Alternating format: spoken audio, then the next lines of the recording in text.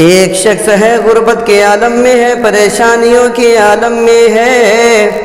اس کے گھر کو پریشانیوں نے گھیر رکھا ہے،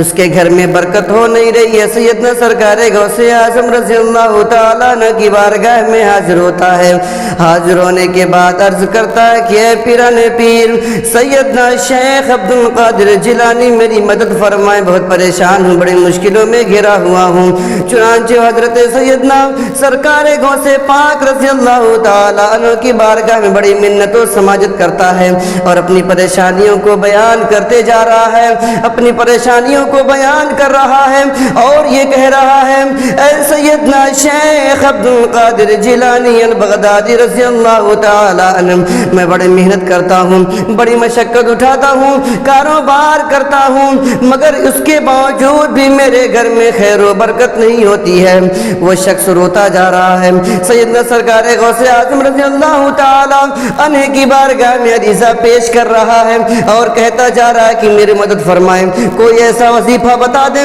یا کوئی ایسی تعویذ دے دیں جس کے ذریعے سے میرے گھر میں خیر و برکت شروع ہو جائے۔ حضرات، وہ شخص سیدنا سرکار غوث اعظم رضی اللہ تعالیٰ عنہ کی بارگاہ میں حاضر ہوا، بڑا رو رہا ہے، پریشان ہے اور بڑی منت و سماجت کر رہا ہے کہ یہ سیدنا شیخ عبد القادر جیلانی البغدادی آپ کوئی ایسی تعویذ دے دے یا کوئی ایسا وظیفہ بتا دے تاکہ میرے گھر میں خیر و برکت شروع ہو جائے۔ چنانچہ آپ واقعے کو سنیں، انشاءاللہ آپ کا ایمان تازہ ہو جائے گا۔ سیدنا سرکار غوث پاک رضی اللہ تعالیٰ عنہ نے ارشاد فرمایا کہ اے آنے والا شخص یہ بتا کیا تیرا مکان راستے پر ہے؟ وہ شخص کہتا ہے جی حضور میرا مکان راستے پر ہے۔ میرے آقا سیدنا شیخ عبد القادر جیلانی البغدادی رضی اللہ تعالیٰ عنہ ارشاد فرماتے ہیں کہ تو اپنے گھر جا، اپنے گھر کے دروازے پر پردہ لگا دے، تیرے گھر میں خیر و برکت شروع ہو جائے گی۔ چنانچہ وہ شخص سرکار غوث پاک رضی اللہ تعالیٰ عنہ کی ارشاد پہ آتا ہے،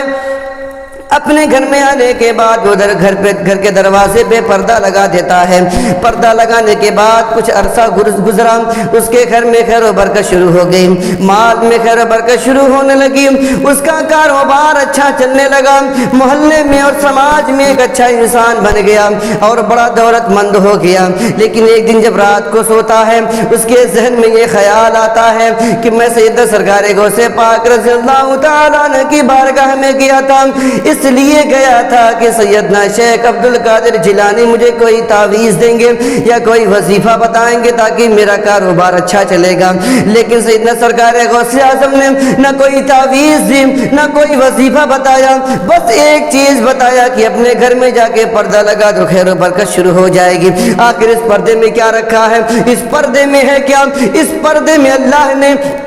کیا اس کو ایسی برکت رکھ دی ہے کہ جس سے میرے گھر میں خیر و برکت شروع ہو گئی ہے۔ اب اس کے ذہن میں یہ سوال گھوم رہا ہے اور ایک دن وہ ارادہ بناتا ہے کہ اب میں سیدنا سرکار غوث اعظم رضی اللہ تعالیٰ عنہ کی بارگاہ میں حاضر ہوں گا۔ حاضر ہونے کے بعد اس پردے کا راز پوچھوں گا کہ اے پیر و مرشد، اے سیدنا شیخ عبد القادر جیلانی بغدادی رضی اللہ تعالیٰ عنہ، آپ ذرا یہ بتا دیں کہ اس پردے میں خصوصیت کیا ہے، اس پردے کا راز کیا ہے، اس پردے کی حقیقت کیا ہے جس پردے کو میں نے اپنے گھر میں لگایا تو خیر و برکت شروع ہو گئی۔ چنانچہ وہ اصرار پہ اصرار کرتے جا رہا ہے۔ سیدنا شیخ عبد القادر جیلانی رضی اللہ تعالیٰ عنہ کی بارگاہ میں حاضر ہوا۔ حاضر ہونے کے بعد سارا ماجرا بتایا کہ اے سیدنا شیخ عبد القادر جیلانی میرے معاملات بڑے اچھے ہو گئے ہیں، میرے کاروبار اچھا چلنے لگا ہے، میرے گھر میں اللہ نے بڑی برکت دی ہے، بڑی رحمت دی ہے اور میری تمام مشکلیں آسان ہو گئی ہیں۔ لیکن آپ کی بارگاہ میں گزارش ہے